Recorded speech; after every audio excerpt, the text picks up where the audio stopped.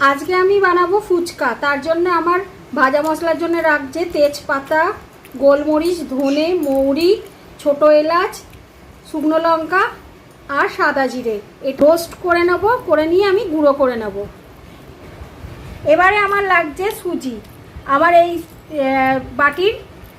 বাটির প্রায় এক বাটির মতন সুজি দেব। আর দেব আমি ওতে ময়দা। এই হাতে করে এই এতটুকুই ময়দা দেব, 2 চামচের মতন, চায়ের চামচে 2 চামচের মতন আমি ময়দা দিলাম। আর খাবার সোডা এই যে নামমাত্র এইটুকুনি দেব, চিমটি কেটে দেব। দিয়ে এটাকে ভালো করে আমি মিশিয়ে নেব।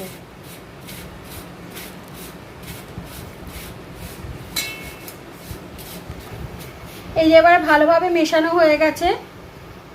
এবার আমি অল্প অল্প জল দিয়ে এটাকে মেখে নেব।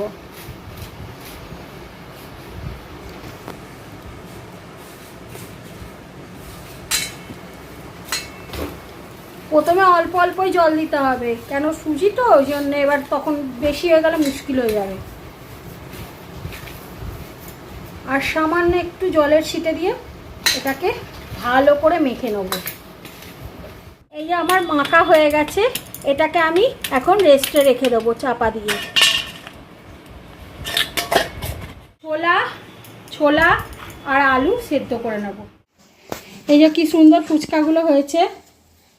এবার আমি কড়া থেকে তুলে নেব। আর দেখুন এই যে কি সুন্দর মচমচে একদম গুঁড়ো হয়ে যাচ্ছে দোকানের মতন।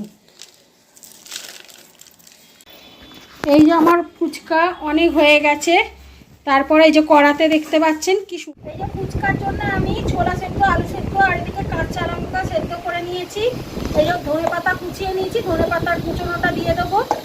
আর করে নিয়েছি ভাজা মশলা।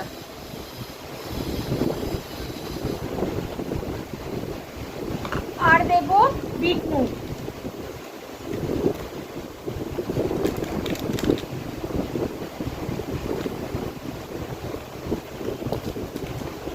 আর এদিকে জলের জন্য দেব, এদিকে এতে দিলাম 1/2 লিটার জল। এতেও সামান্য ভাজা মশলা দিয়ে দেবো, যে ভাজা মশলাটা আমি করে রেখেছিলাম। সামান্য করে নুন দেব। আর দেব এই জলজিরার প্যাকেট।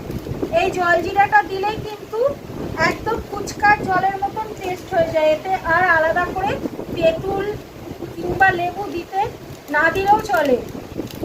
একদম পারফেক্ট দোকানের মতন ফুচকার জলের মতন একদম টেস্ট হয়ে যায়।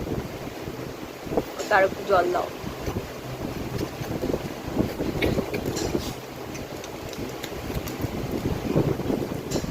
আর এইদিকে আমি এই যে আলুটা, সেই আলুর মধ্যে দিয়ে দিলাম 1 প্যাকেট জলজিরা।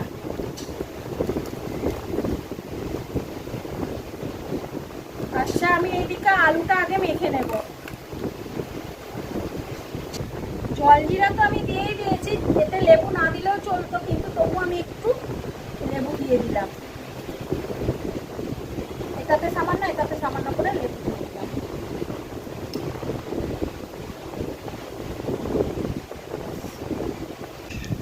এই যে এই সেই ফুচকা করে রেখেছিলাম।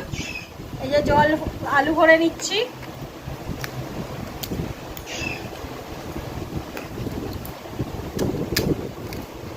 একবারে দোকানের মতন খাস্তা, হাত দিতে না দিতেই একবারে ভেঙে যাচ্ছে।